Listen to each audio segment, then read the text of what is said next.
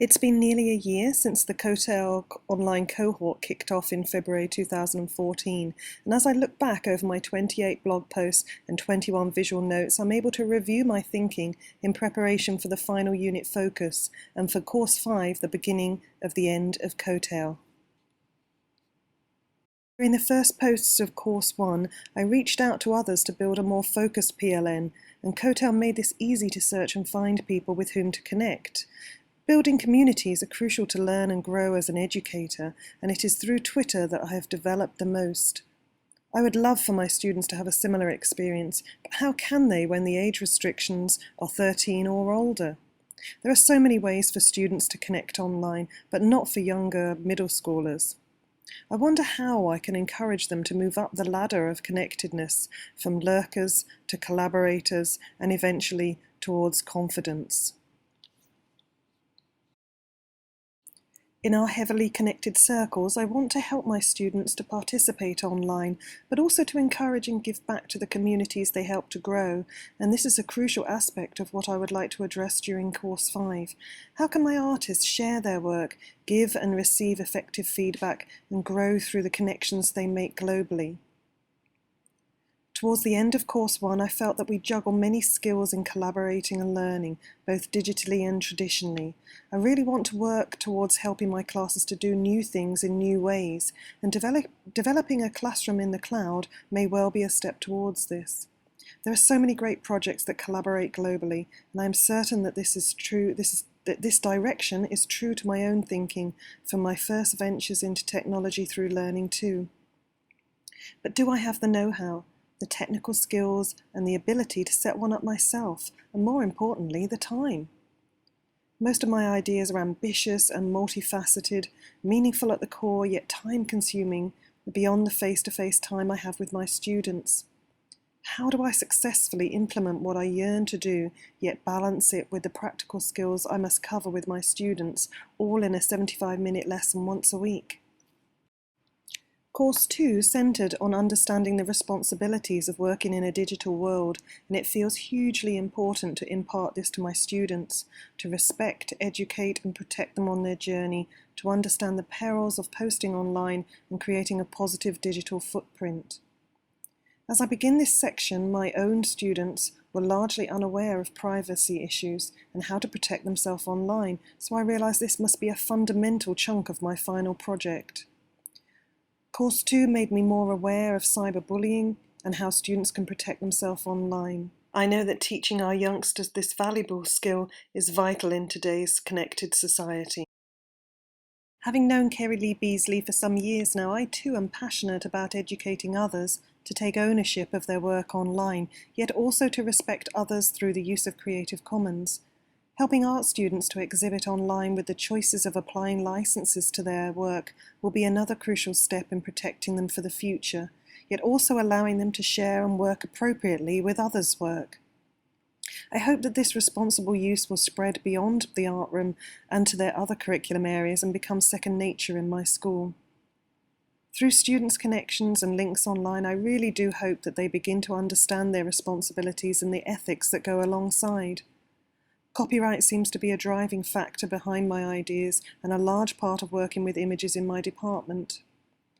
At the end of Course 2, the UBD centred on sharing images online to practice this, and I will endeavour to embed this more consistently as part of the final project. Moving on to Course 3, I felt far more in my comfort zone with visual literacy being naturally at the heart of what I do.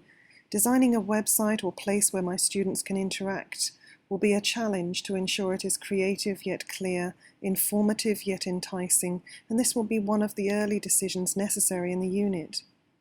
Students will work in a similar fashion to how I did, researching and looking at existing sites and learning how aesthetics play an important role in design. Visuals will obviously form a huge part of the potential site, and it will be important for the place to be easy to navigate and interact with. As part of this role, I would love students to be the presenters, demonstrating or talking about aspects of art education and demonstrating their learning more visually to a wider audience. It may well require them to tell their story through visuals. Connecting with others requires individuals to get to know each other better, and this could be a lovely way to incorporate This when introducing or showcasing a particular student or class online. I love the idea of students collaborating on a project across countries, and maybe as the site evolves, there may be opportunities to compare cultures and ideas through a project, such as the food or statistics unit.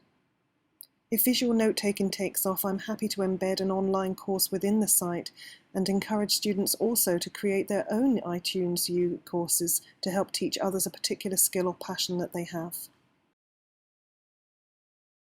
Course 4 saw the most growth and change in my own learning, and it was here that I really thought I would centre the direction for my final project for COETAIL. I'm hoping that SAMAR will be at the forefront of the final unit, transforming the way that art is shared online and in connecting and collaboration. Initially, gamification was my #1 choice for Course 5, changing the way a unit was planned, approached and assessed through a series of quests and challenges. I'm certain that this will be something I aim towards, ready to implement in the next academic year, and I would like to work with the rest of my middle school team to ensure the planning is thorough and appropriate. Game-based learning intrigues me, and it was at this point in the course that I really felt the cogs shifting in my own brain. My visual note on flipping the classroom has to be one of my favourites. Whether that's because of the content or the fact it relates to food is not for me to say. However, video is a natural part of learning in art, and therefore likely to feature on the proposed site. So how will this work? How will students upload and comment on them in a similar way to YouTube, gathering them into clusters and playlists, or searchable on different subjects? Connectivism was a personal favourite, as by then I knew that it had to be a part of the future of learning in my lessons, as I had gained so much from the connections I had made, and it was whilst researching MOOCs and online learning that perhaps the seed started to be sown for some kind of online space for my students. I'm excited about the possibilities, yet nervous of the unknown, but with the help of my own network and community of like-minded, knowledgeable educators, I feel sure I will get there. And it will be a huge problem-solving experience for both me and my students, and this is the exciting bit, the not knowing.